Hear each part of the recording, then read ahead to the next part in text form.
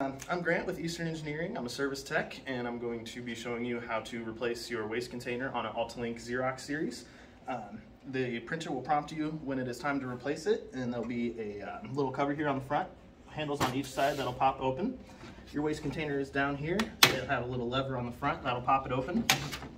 You'll pull it out. It's got a little handle here for you, and a good way to tell when it's full also is if you flip it around.